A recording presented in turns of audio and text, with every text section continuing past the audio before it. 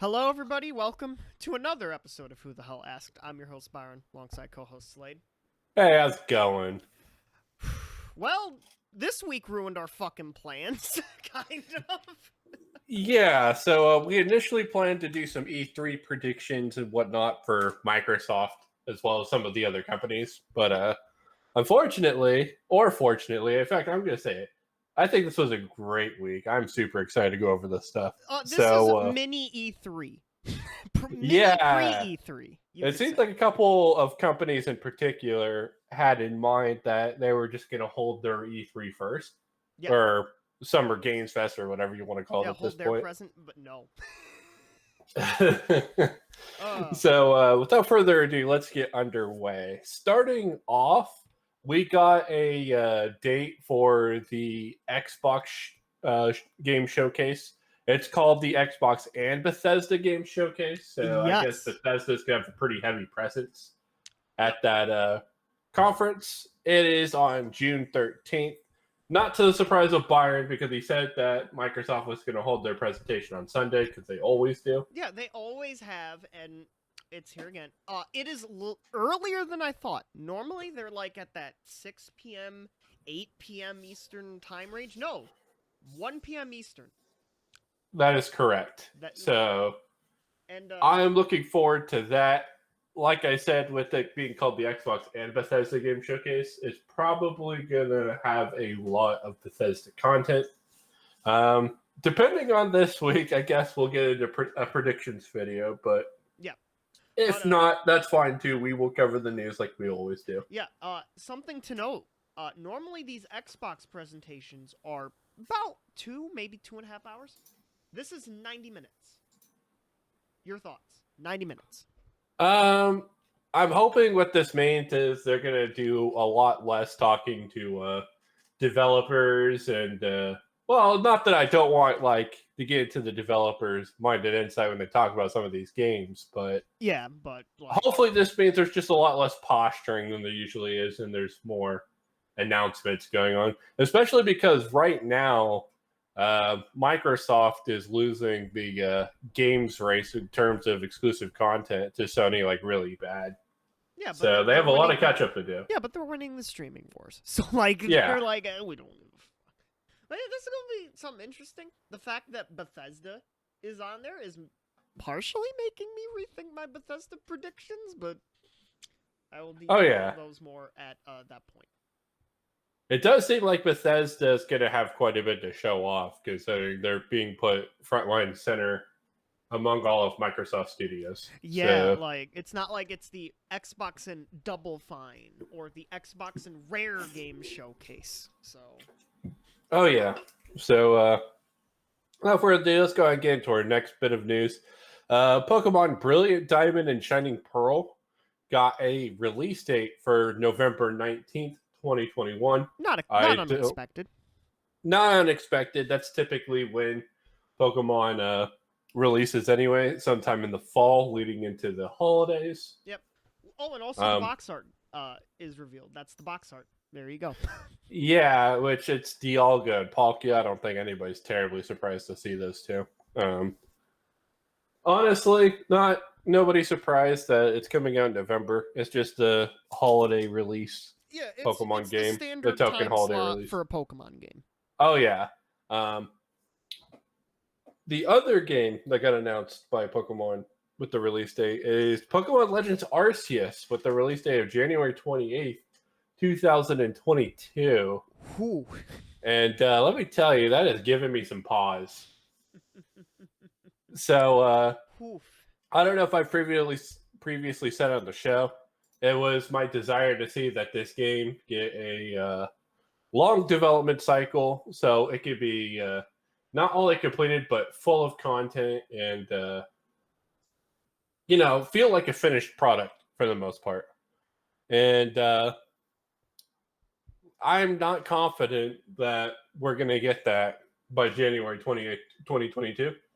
Yeah. Especially considering the frame rate that original trailer was running at and how many of those Pokemon in that trailer were just skipping frames entirely and Yeah, like but stuttering. who knows? Well, who knows how old that build of that trailer was, or how old the build of the game was in the trailer, and B, who knows how long this game has been in development for.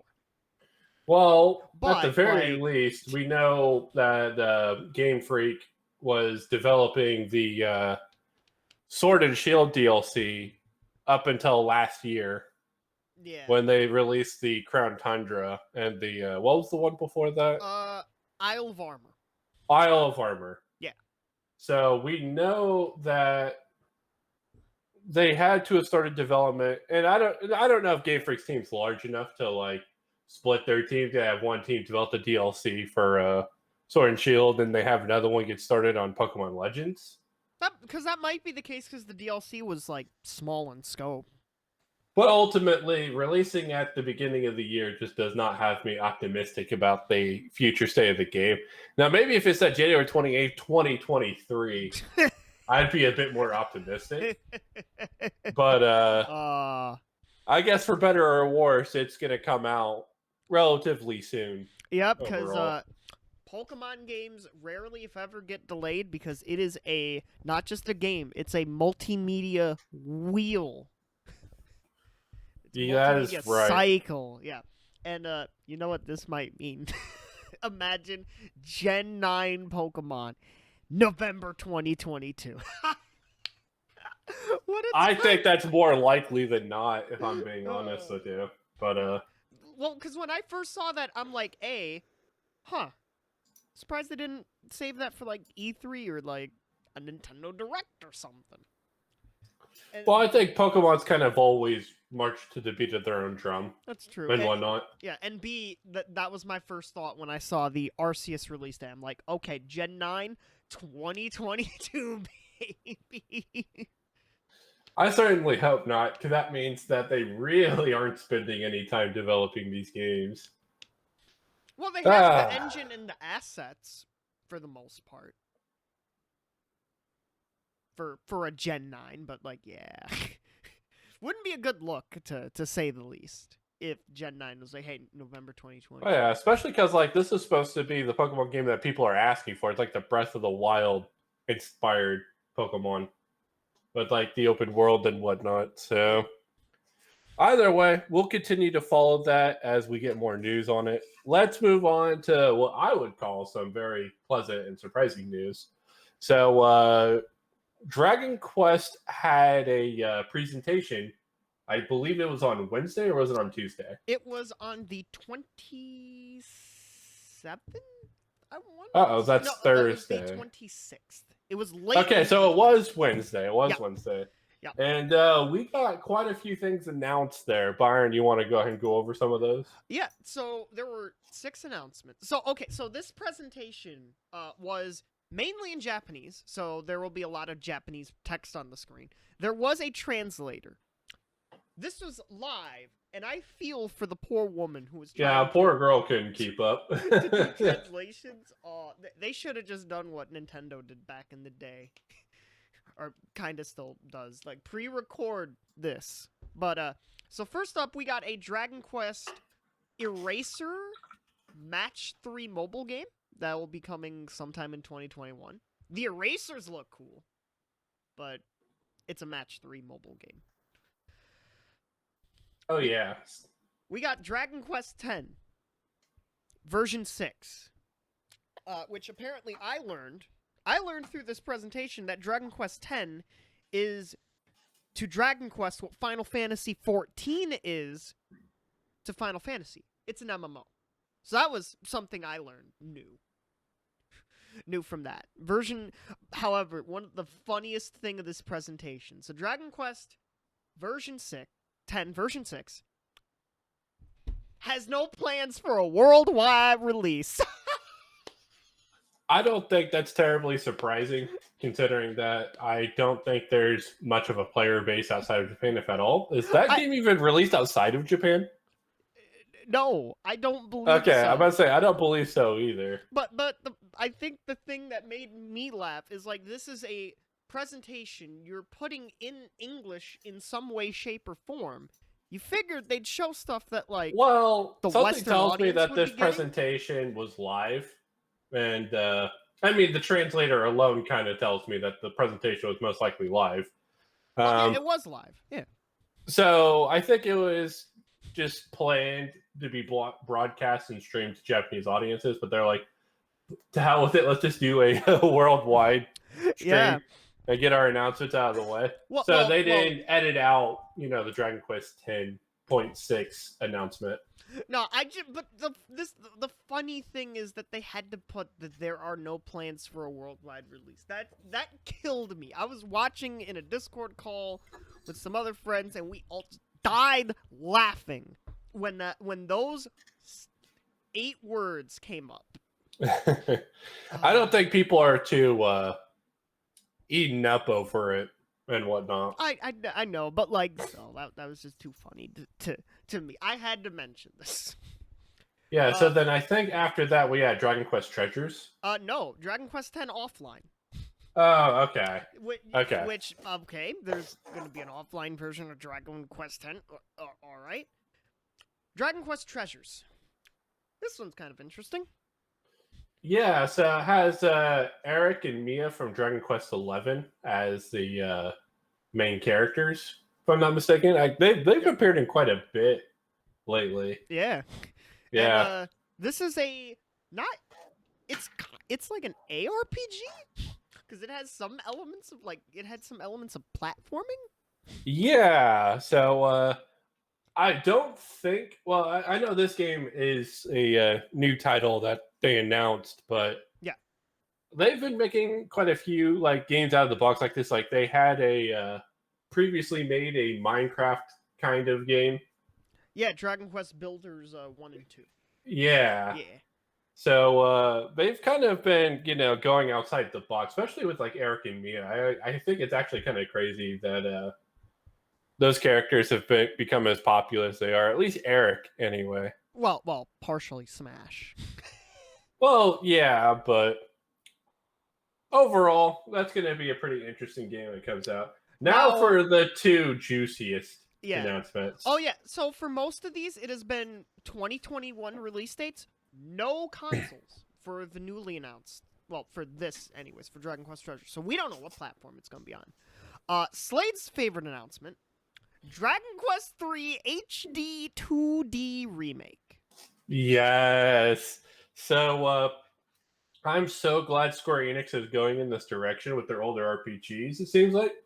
Because I have been, screaming from rooftops, so I don't know if I've done it previously on the show or not, that a lot of the old school RPGs need to be remade with the Octopath engine. And looks like Dragon Quest III is the first game getting that treatment from the Square Enix library.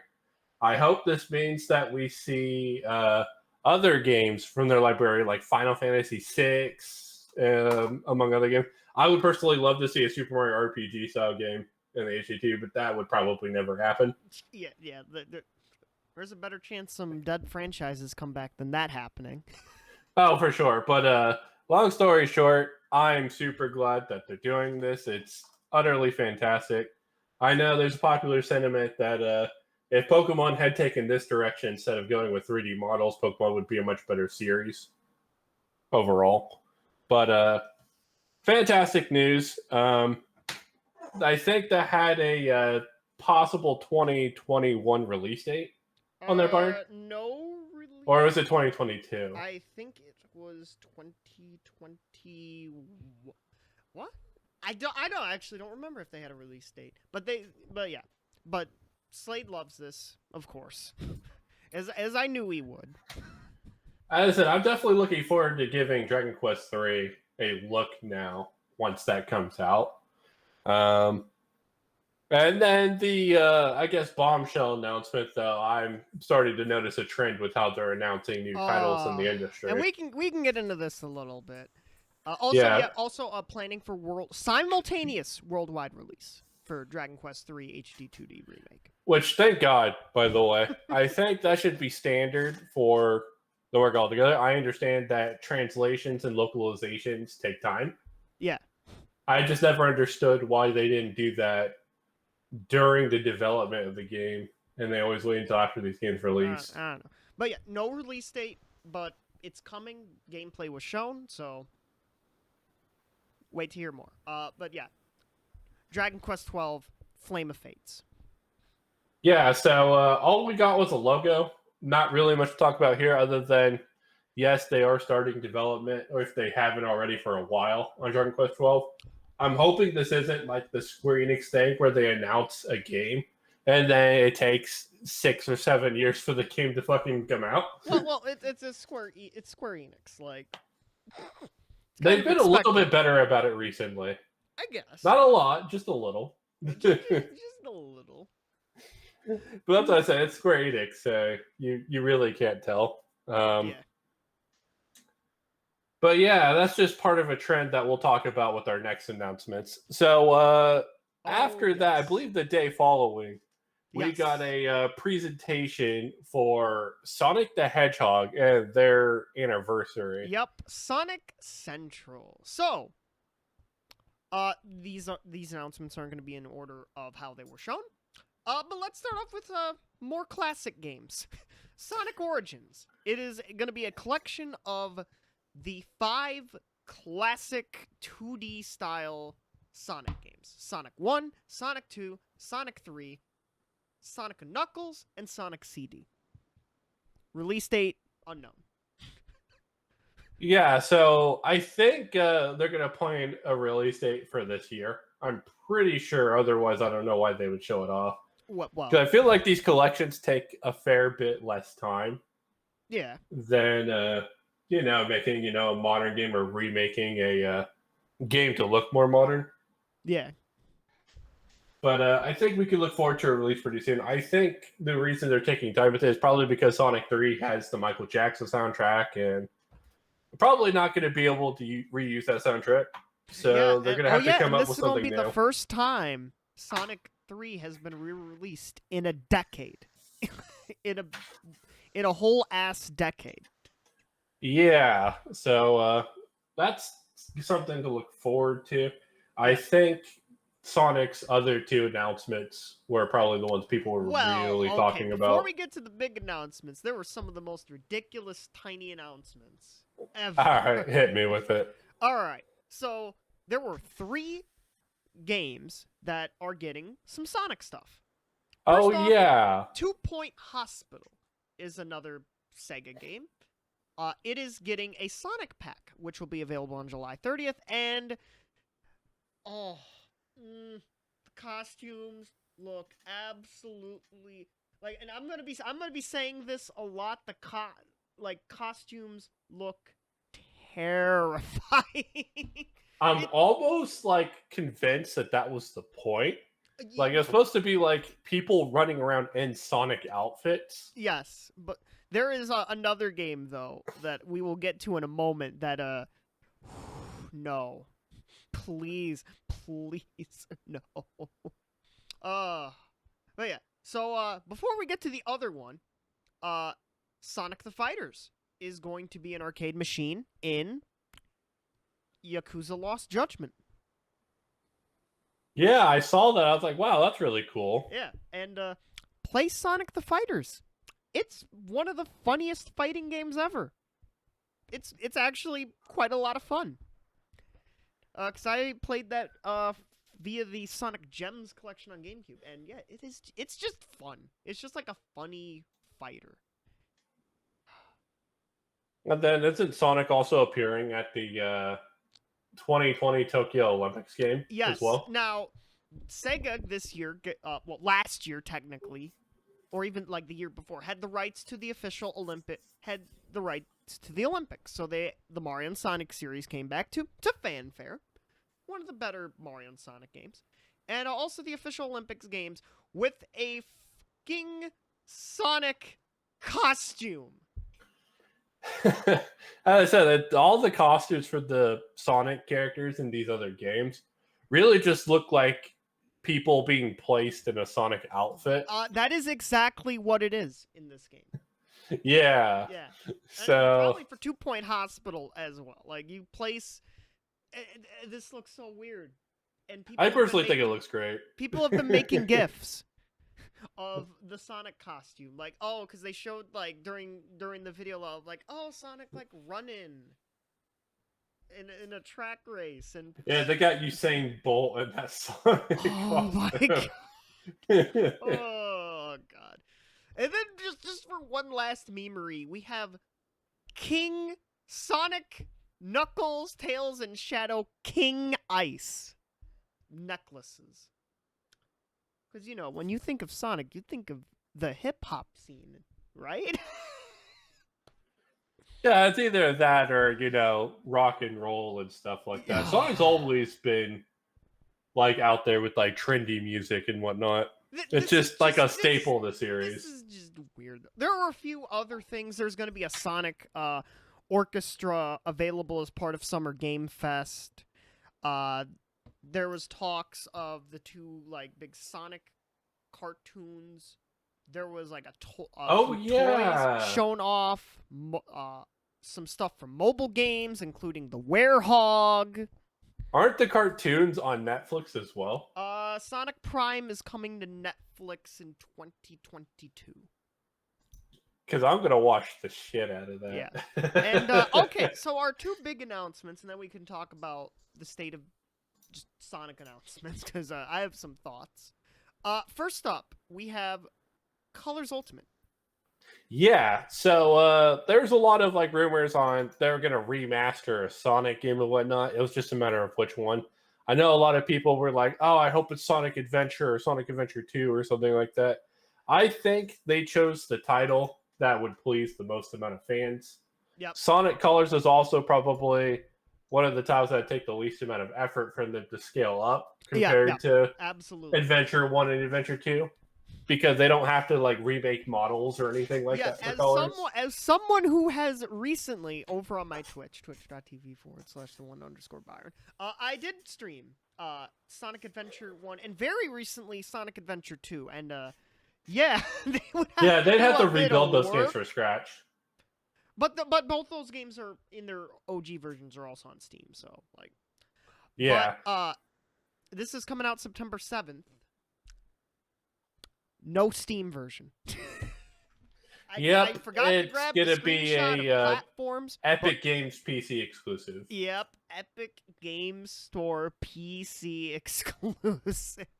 And that's probably got quite a few PC fanboys very irritated, including myself, actually. That's very disappointing. Well, that and, like, it's going to be a while before this game gets modded, because Sonic Generations on PC, there are some mods for that game.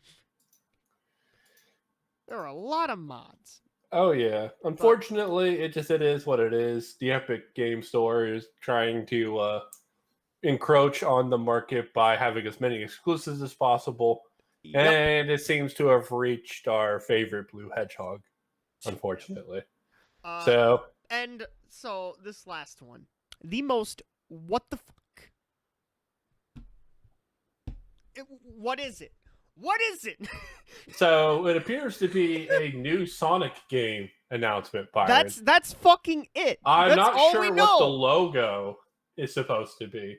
But right now, fans as well as myself have taken to calling it Sonic 2022. Well, we don't even know if it's coming out in 2022. Well, it's kind of like Sonic 06.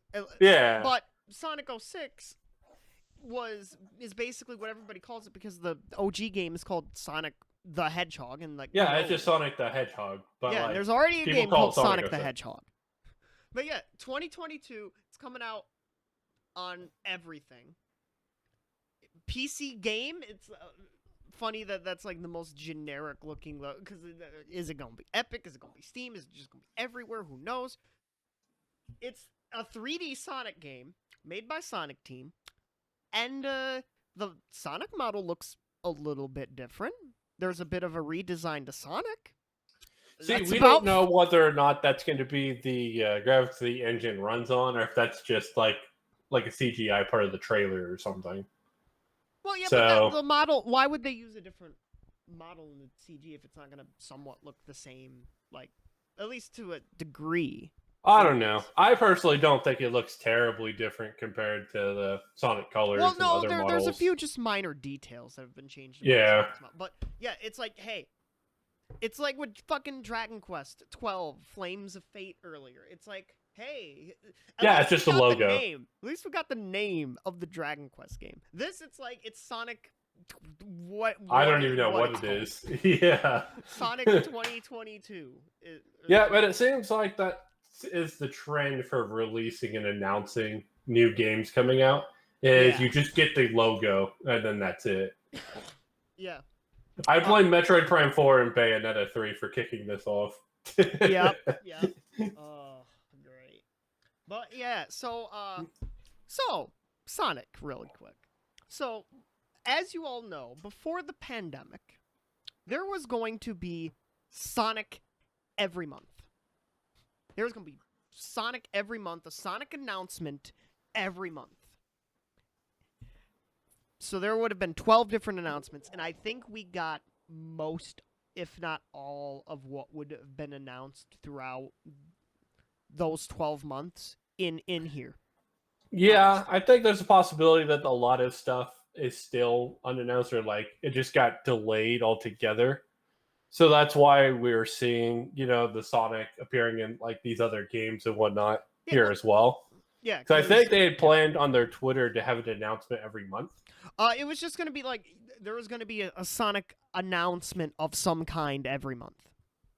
Yeah, so I think in the end, it's probably better that they had the Sonic Central anyway and kind of just centralized all the announcements. Because like one of the announcements would have just been, "Oh, who's excited for fucking King Ice?"